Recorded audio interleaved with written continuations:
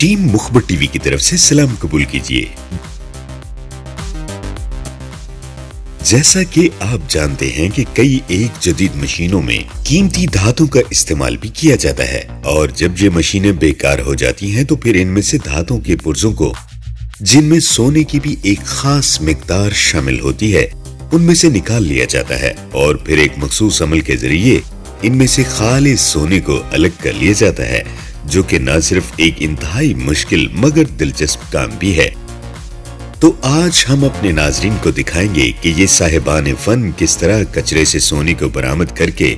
इसे दोबारा इस्तेमाल के काबिल बनाते हैं। प्यारे दोस्तों, नए आने वाले दोस्तों से गुजारिश है कि हमारे चैनल को सब्सक्राइब जरूर करें और साथ में मौजूद बेल आइकन को प्रेस करना मत भूलिएगा। मोअज़्ज़ज़ ख़ातीन व हज़रात, जैसा कि आप इस वीडियो में देख सकते हैं कि ये कारीगर कंप्यूटर और दीगर जदीद मशीनों से कीमती धातुओं के हिस्से को जुदा कर रहा है, जो कि इनके मुख्तलिफ हिस्सों में नस्ब होते हैं और फिर इनको उखाड़ कर अलग कर लिया जाता है, जिनमें मुख्तलिफ धातें मिक्स होती हैं और फिर आखिर में इनमें से सोने की धात को अलग कर लिया जाता है, जिसके लिए इसको सराफ की भट्टी, जिसको उर्फ आम में खटियाली भी कहा जाता है, उसमें से गुजारा जाता है, जहां पर ये दीगर तमाम धातें अलग हो जाती हैं और खालिस तरीन सोना अलहदा हो जाता है। लेकिन हम इसको मरहलावार आपके सामने रखेंगे ताकि आपको अंदाजा हो सके कि ये फन किस कदर मुश्किल और दिलचस्प है। इस वीडियो में जैसा कि आप देख रहे हैं कि मुख्तलिफ भट्टियों में आग जल रही है, जबकि दूसरी जानिब एक शॉपिंग बैग में एक कारीगर धात की कुछ तारें उठाए हुए अपने काम की तैयारी में मसरूफ है। नाज़रीन जी वकार, कमेंट सेक्शन में जाकर अपनी राय का इजहार जरूर कीजिएगा। पहले मरहले में आप देख सकते हैं कि इस भट्टी के दोनों अतराफ में लकड़ी के दो बड़े तनों को रखा गया है और फिर इनके बीच धात की तारों के इस बैग को रखकर इन पर कोयले डाल दिए गए हैं,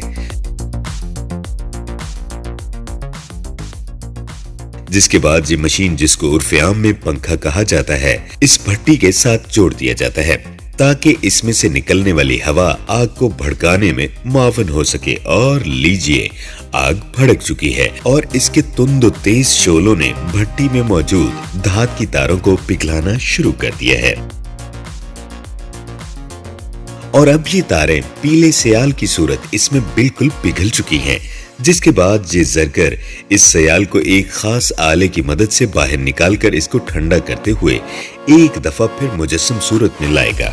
इस अमल में तमाम धातें पिघलकर यकजान हो चुकी हैं, लेकिन अभी धात की इस पट्टी से सोने को अलग करने का अमल बाकी रहता है, जिसके लिए हमें अगले मरहले की तरफ जाना होगा। और आप देख सकते हैं कि धातों का ये मजमुआ एक सुर्ख कोयले की सूरत इख्तियार कर चुका है, जिसको ठंडा करने के लिए इसे पानी के एक ड्रम में डुबोया जा रहा है, जिसके बाद प्लेट नुमा ये धात का टुकड़ा अब आपके सामने है, जिसको अब एक महलूल में डाला जाएगा और इसमें मुख्तलिफ केमिकल्स के साथ साथ तेजाब की आमेज़श भी की जाती है ताकि सोने में से बाकी तमाम धातों को अलग किया जा सके। हमारे नाजरीन की अक्सरियत इस बात से बाखबर होगी कि तेजाब में ये कुव्वत मौजूद है कि वो हर किस्म की धात को गलाते हुए इसका वजूद खत्म कर देता है, जबकि सोने में ये खासियत मौजूद है कि वो तेजाब में भी अपना वजूद कायम रखता है। और यही वजह है कि सराफ बरादरी इब्तदाई तौर पर जब सोने को चेक करती है तो वो इसे अपने पास मौजूद एक कसवटी पर रगड़ती है और फिर इस पर तेजाब डालकर देखा जाता है कि क्या इस धात की लकीर तेजाब के बाद भी कायम रह सकती है या खत्म हो गई है। और अगर सोना खालिस हो तो वो लकीर इस अमल से गुजरने के बाद भी अपना वजूद कायम दायम रखती है।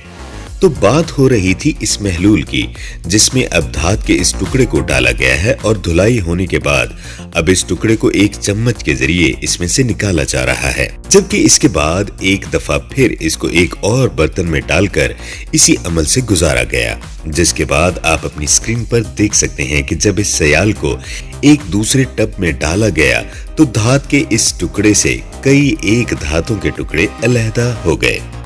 जिनको बादअज़ां इनकी खुसूसियात के मुताबिक इस्तेमाल किया जाएगा। मोहतरम नाजरीन, इस तमाम अमल के बावजूद अभी तक हम ये नहीं कह सकते कि इसमें से खालिस सोने को अलग किया जा चुका है या नहीं। बल्कि अब इसे एक दफा फिर इसी सयाल में डालकर आग के इसी ठाठे मारते हुए दरिया के हवाले करना होगा, जिसमें से एक दफा इससे कबल ये गुजर कर आया है, और फिर एक खास वक्त तक इसको इस मखसूस हिद्दत में रखा जाएगा, जिसके बाद इस वीडियो की शहादत के मुताबिक जब इसको इस सयाल से अलहदा किया गया तो आप देख सकते हैं कि धात का वो टुकड़ा अब छोटे छोटे दानों की सूरत इख्तियार कर चुका है,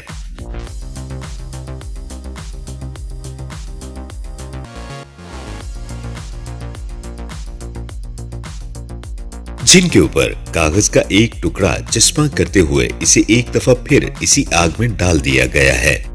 ताकि इसमें मौजूद रही सही मिलावट को भी खत्म किया जा सके। और ध्यान रहे कि ये कागज का टुकड़ा इस पर रखने का मकसद ये होता है कि इसके नीचे मौजूद धात के दानों को प्रेस करके एक टिकिया की सूरत दी जा सके। इस अमल के बाद ये सोने के बुरादे की शक्ल इख्तियार कर लेता है, जिसको इस हंडिया से निकाल कर एक चम्मच के जरिए दूसरे बर्तन में मुंतकिल किया जा रहा है।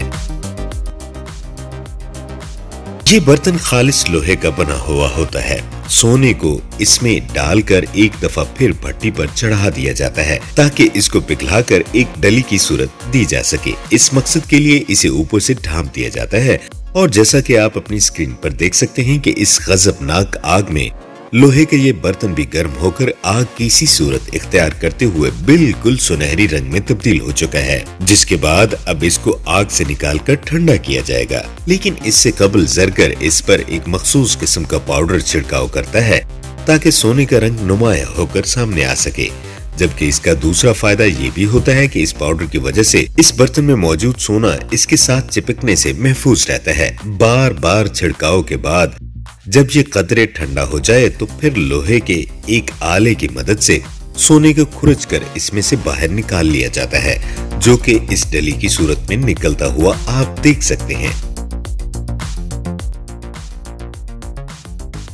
नाज़रीन ग्रामी, अब ये सोना अपनी खालिस हालत में आपके सामने है, जिसको आप अपनी स्क्रीन पर देख सकते हैं। इस आखिरी मरहले से गुजरने के बाद अब ये सुनार पर मुनहसर है कि वो इसको किस सूरत में यानी किन जेवरात के डिजाइन में ढालना पसंद करेगा। लेकिन ये बात बहरहाल तय है कि इन कारीगरों ने इस कचरे में से ये खालिस सोना कशीद कर लिया है। हमें उम्मीद है कि आपको मिट्टी से सोना बनाने का ये अमल पसंद आया होगा। वीडियो पसंद आने की सूरत में हमें अपनी कीमती आरा से जरूर आगाह कीजिएगा। आज के लिए इतना ही, मिलते हैं एक नई वीडियो में, तब तक अपना ख्याल रखिए।